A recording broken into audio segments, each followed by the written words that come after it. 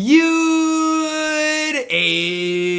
good. It's your boy Ty back here with another video, and in this video today, guys, we're going to be going over and talking about the 9 new cards added to NBA 2K24 MyTEAM in the summer standout collection. Now, here's the deal, guys. 2K did say all of these players are available via the agendas, so for free, or via the player market, in which they will cost a little bit of MT or VC. Now, obviously, I never like to spend money on the game, so the fact that they are available through agendas for free is a big deal for me, in my opinion. So, we're going to be breaking down all of these cards, talking about how good they are for you and your specific squad. As we dive into our first guy here, if you're new to the channel, make sure to smash that subscribe button. We are on the road towards 120,000 subscribers. Started off with Isaiah Mobley, power forward, center, 6'8", 7'3" wingspan. Decent 3-ball, decent speed, not great lateral quickness. But like when we're comparing Isaiah Mobley to some of the other bigs, the 3-ball with speed, lateral quickness, it's not bad. Kobe base on normal timing, really solid release. The problem is Kobe base on Kobe Bryant's on quick. And so that's just the one thing. Is it worth playing with that on normal timing? I mean, it's not a bad release, just not great. The problem I have with Isaiah Mobley, and again, this is just me. It's not me saying Isaiah Mobley's bad, but he's only 6'8", right? And when we're comparing that to some of the other cards that, we have in my team, or that, some of the other power forwards, let's say like a Giannis, right? Giannis is just going to be way taller. And that's, the one maybe downside to a guy like Isaiah Mobley. Not saying he's bad, but only 6'8", definitely leaves a little bit to be desired. Jordan Walsh up next, power forward, small forward, 6'7", 7'1" wingspan, 74 3-ball, 77 speed, great defensively. I am a massive fan of what Jordan Walsh brings to the table in my team, as just far as a defensive player. We don't have that many great defenders as it stands right now in my team. So you're giving me a 6'7" guy with a long wingspan that's great defensively. I'll take that every day of the week. Malik Beasley base, Desmond Bane upper on normal timing. That's basically the release that Larry Johnson has. I've never used him. Glenn Rice I've used quite a bit, and I like that release as well. So when we're talking about some of the best budget cards in the game, I definitely think Jordan Walsh is going to be up there. Now, we'll have to see when the card actually does, get released, and when I obtain him, how good he actually is. But I'm thinking this card is going to be absolutely elite with as good a defense as he should be able to play. Next up, guys, Malachi Brandon. First thing I see is at the shooting guard position, 83 3-ball, okay? I'll say it right now. 3-ball is one of the most important, probably the most important stat in my team right now, okay? If you look at like a guy like Mike Miller, they just literally run the game because of how well they can shoot the ball. Only 6'4" though for Malachi Branham, 6'7" wingspan, and he's going to play no defense. Yes, can shoot the ball incredibly good. Malachi Branham based on quick. We'll have to see what that's like. But outside of shooting the ball, how much else does he truly bring to the table? And the answer is not much, okay? So, again, going to be a good shooter, but other than that, doesn't give you much else on the court. Isaiah Jackson up here next, 6'9", 7'2" wingspan.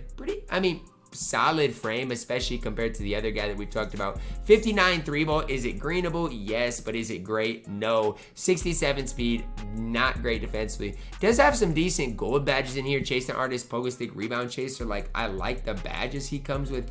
To me, with Isaiah Jackson, it's going to come down to this, right? What is this release like? Looks like Isaiah Jackson on slow. I don't know how great that's truly going to be. Like, I don't want to sit here and slander him and say it's going to be horrible, because I don't necessarily think it's going to be horrible. I mean, we've seen some other releases on slow this year that have ended up being okay. But again, I'm just going to have to see what that truly is like before, breaking down Isaiah Jackson any further. But speed looks okay. Lateral quickness looks okay. Looks like a guy that can at least hold it down at the power forward position. Not going to be as good as like Giannis or probably Jabari Smith Jr. in general, though. Max Christie up next, 6'5", 6'8" wingspan. And I think when it comes to Max Christie, a lot of people are like, okay, but what does he really bring to the table, right? My whole thing with Max Christie is this.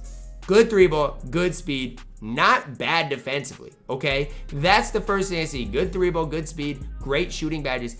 I think this card's going to be elite in my team. Depends on the Max Christie base.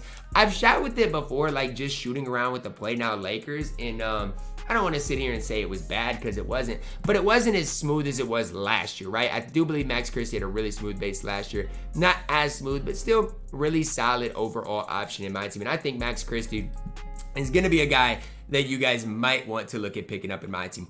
Keegan Murray up next. Here's the deal. Last year, Keegan Murray had kind of a slow release. And so I feel like for the entirety of the year, Keegan Murray just, wasn't really ever as good as 2K could have made him. Just because, again, that release was on the slower side of things. Good three ball, great speed, really solid defensively. And when you look at the badges of Keegan Murray, it's outstanding. 6'8" with these badges, you can't ask for more. Keegan Murray based on normal timing.